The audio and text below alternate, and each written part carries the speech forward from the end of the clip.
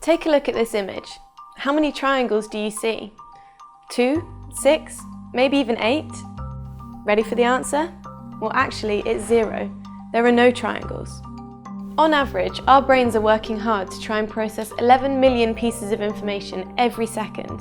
In reality, they consciously only capture about 50 pieces per second and actually process just 7, meaning we're constantly taking shortcuts to fill in the blanks. Unconscious bias is an example of a shortcut our brain takes to make snap judgments about people before we even realise we've done so. Everyone has deep subconscious preferences for people with similar characteristics to ourselves. Things like our own background, personal experiences, societal stereotypes, and cultural context all influence the perception we have of another person before we even get to know them. These biases can actually have harmful effects. They can prevent organisations from achieving diversity, as well as create barriers in people's careers. For example, research done by ActionAid and Care International found that female surge staff, that's the staff deployed in an emergency humanitarian response, felt agencies automatically turn to males to take up leadership positions, even if they're less qualified than their female counterparts. So, how can you tackle the influence of unconscious bias? Step 1. Become aware. There are dozens of different types of bias. Let's take a look at 3 common ones.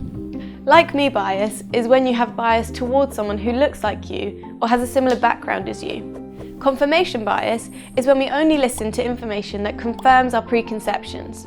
And anchor bias is when your mind anchors to the first piece of information that you were given about a subject. Anchor bias can particularly affect salary negotiations, and one example of this in the global development sector is the USAID biodata form. Essentially, you have to write down your salary history for the last 3 years. And so if you are sending your biodata to a recruiter, the moment they open it and they look at your salary history, it's essentially them anchoring to that information. And from kind of that point on, regardless of if it's a much higher position, if it's a much riskier position, if it's a much more technical position, it almost doesn't matter because the recruiter's mind has anchored to this information that you've provided to them. Becoming aware of your unconscious bias can often be the hardest step. The first thing to do is look back at when you've made decisions at work that might have been influenced by your unconscious bias. Think about the particular situation you were in when you made the decision and how the decision making could be improved if you were more aware of your bias. Step 2. Find your trigger. Write a list of situations when you are most likely to experience these unconscious biases. Is it in meetings or before a particularly tough decision?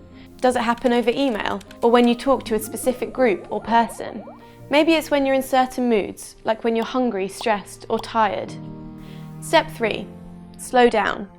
Next time you notice a trigger, try giving yourself a minute to pause and consider your response before instantly reacting. So a great way to turn off that older part of your brain that makes these automatic snap judgments is simply to take 3 deep breaths. And you want to take, full breaths. So breathe in, then breathe out, and then count. And that helps you to calm down and turn off that fight or flight part of your brain and get back to the more normal part of your brain that can make a more rational decision. Step 4. Do one small thing differently. You could ask a different person to kick off each meeting, or, after a meeting, ask for feedback from someone who wasn't vocal and seriously consider their opinion. Once you've implemented this action, take note and give yourself some deserved recognition for tackling your unconscious bias. Research shows that positive emotions help to cement things as habits. Now you know what unconscious bias is, maybe you can think of a time when it affected a decision you've made, or perhaps you've experienced the consequences of someone else's bias. Let us know your thoughts by commenting on the video, and you can look back at all the content we produced for the Global Dev Women campaign on devx.com.